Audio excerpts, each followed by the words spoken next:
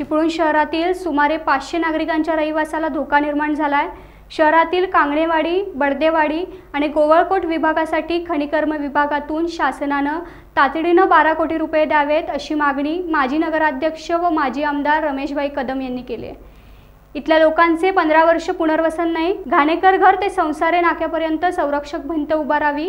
गोवळकोटमध्येही अशीच परिस्थिती आहे। चिपळूण शहरातील संरक्षक भिंती कामाकडे पालकमंत्री उदय सामंत लक्ष देतील असा विश्वास माजी आमदार रमेशभाई कदम यांनी व्यक्त केला आहे। वाळूच्या माध्यमातून असेल, डबराच्या माध्यमातून असेल किंवा मातीच्या माध्यमातून असेल तर ते खनिकर्माचे पैसे हे जातात कुठे? ज्या वेळेला आपण एखाद्याला उत्खननाची परमिशन देतो तर त्याच्यापासून जर एखादा धोका निर्माण होणार असेल तर त्या ठिकाणी खनिकर्माचे पैसे हे करून त्या लोकांचं जीवन वाचवलं पाहिजे, त्या लोकांचं त्या ठिकाणी संरक्षण केलं पाहिजे।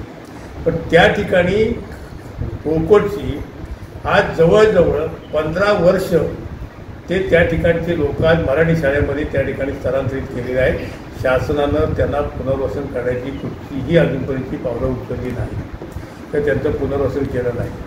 आज विद्यार्थ्यांचं नुकसान होऊन त्या नागरिकांना त्या ठिकाणी स्थलांतरित त्या घरामध्ये राहावं लागतंय, राहतात ते काय, परंतु शासनाचं किंवा नगरपालिकेचं तिकडे लक्ष नाही।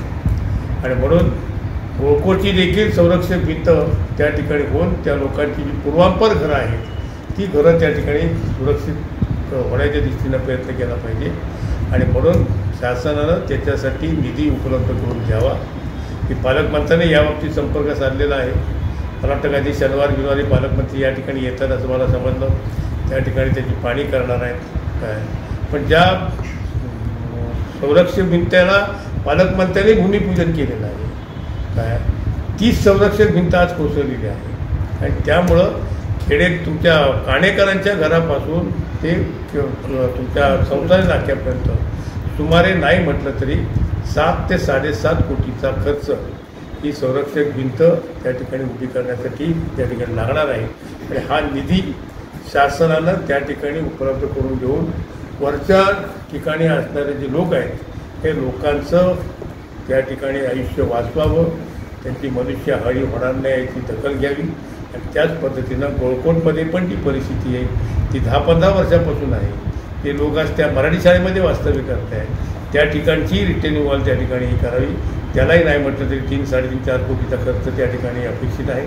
तर त्या ठिकाणचं हे करून नगरपालिकेकडनं तातडीनं ते अंदाजपत्रक करून त्या ठिकाणी ते करण्यात यावं। आणि ही संरक्षक भिंत बांधताना केवळ कॉन्ट्रॅक्टरला काम मिळणार आहे म्हणून त्याकडे लक्ष देऊ नये। पण अनेक ठिकाणी ज्या भिंती बांधल्या गेल्या आहेत त्या ठिकाणी सिमेंटपेक्षा आज त्या कॉन्क्रीटमध्ये दगडाचा वापर जास्त केलेला आहे। रामतीर्थ तणावाची भिंत बांधली संरक्षक भिंत, त्या ठिकाणी डबराचा वापर केला आहे। अनेक ठिकाणच्या भिंती अशा आहेत की त्या ठिकाणी डबरचं बांधकाम केलं आहे, पण बिलं मात्र त्यांना सगळ्यांना देऊन झाले आहेत। तर तसं न करता केवळ लोकांसाठी त्याचा उपयोग दीर्घकाळामध्ये कसं होईल, लोकांचं आयुष्य कसं वाचेल या दृष्टीनं शासनाला प्रयत्न करावा।